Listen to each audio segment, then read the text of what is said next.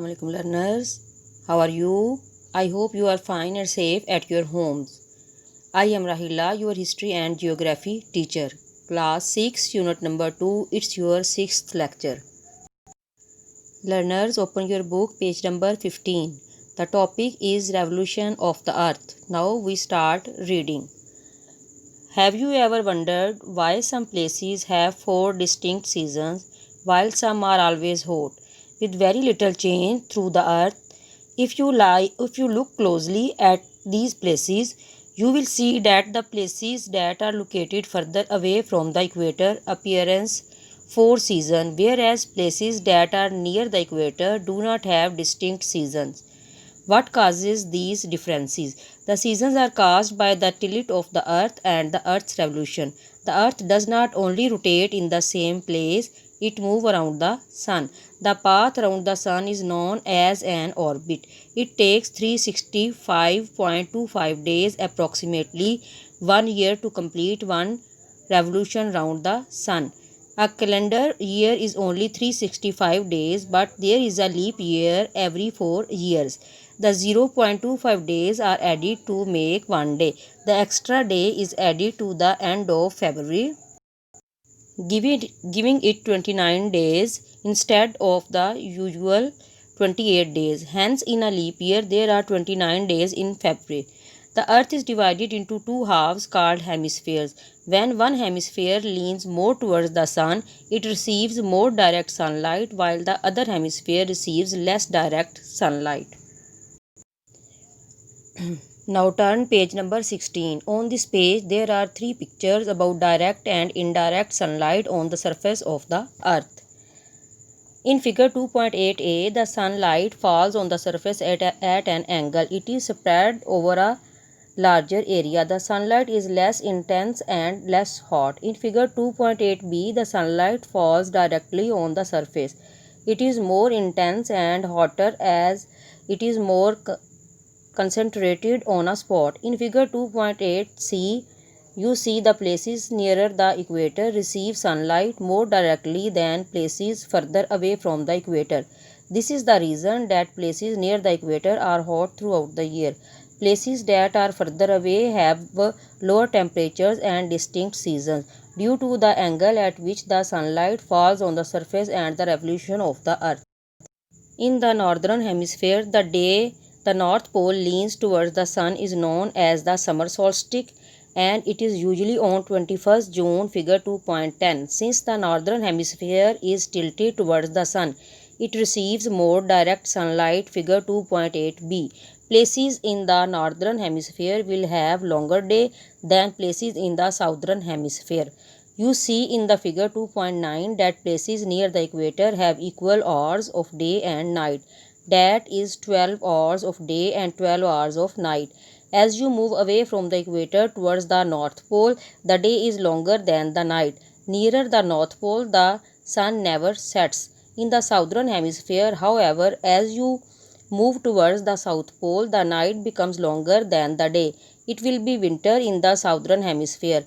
When it is summer in the northern hemisphere, notice that the southern hemisphere is leaning away from the sun. Learners, now open page number 17. There are 2 diagrams in figure 2.9. The tilt of the earth causes the different length of day and night, and in figure 2.10 you can observe the position of the earth in rotation to the sun. Learners, make these diagrams on loose sheets. 3 months later, near September 23rd, the earth reached a place in its orbit where neither the north nor the south pole leans towards the sun. The day is called the autumnal equinox, fall equinox. Both the hemispheres receive equal months of sunlight. The word equinox means equal night. The northern hemisphere passes into fall after the autumnal equinox. The northern hemisphere gradually leans further away from the sun, figure 2.10. Meanwhile, the southern hemisphere leans more towards the sun. It will be spring in the southern hemisphere. Now turn page number 18. 3 months later, the North Pole is leaning as far as it can away from the sun. This day is called the winter solstice and it usually falls on December 21. Figure 2.10. It will be winter in the northern hemisphere and summer in the southern hemisphere.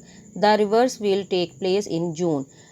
Around 21st March is the vernal equinox, spring equinox. Both hemispheres receive equal amount of sunlight. Neither hemisphere is leaning towards the sun. You now see that the movements of the earth are closely connected to our lives. If the earth was to remain stationary, there will be no day or night, nor will there be different seasons. With this understanding, perhaps you will view the earth differently now and appreciate it better. Our earth is indeed a very special planet. On this page, there is an interesting fact. The midnight sun is a natural phenomenon. It means that the sun does not set during the summer months. In other words, if the weather is fair, you see the sun for 24 hours. You can see the midnight sun in countries such as Norway, Sweden, and Finland. Learners, now open page number 19. On this page, there is an activity. Taking turn to see the sun. Materials needed: a globe, a torch, colored stickers about 0.5 cm in diameter. Learners, do this activity. Learners, there is a flow chart about the earth. Rotation of the earth. Spins from west to east on its axis, results in day and night. Revolution of the earth. Tilts at an angle of 23.5 degree on this axis. Completes an orbit round the sun in 365.25 days or 1 year. Affects the amount of sunlight place receives, thus giving rise to different seasons. Now turn page number 20. There is another flow chart about universe. Billions of galaxies, local group 30 galaxies, the Milky Way, billions of stars, the sun and the solar system. The solar system, the sun and 8 planets. The sun, Mercury, Venus, Earth, Jupiter, Saturn, Uranus, Neptune. About Earth. The structure, core, mantle, crust, continental drift theory. Temperature, receives the right amount of heat and sunlight from the sun, suitable for life on Earth. Water, fresh water in rivers and lakes, suitable for life on Earth. Fragile Earth. Learners, do on loose sheet.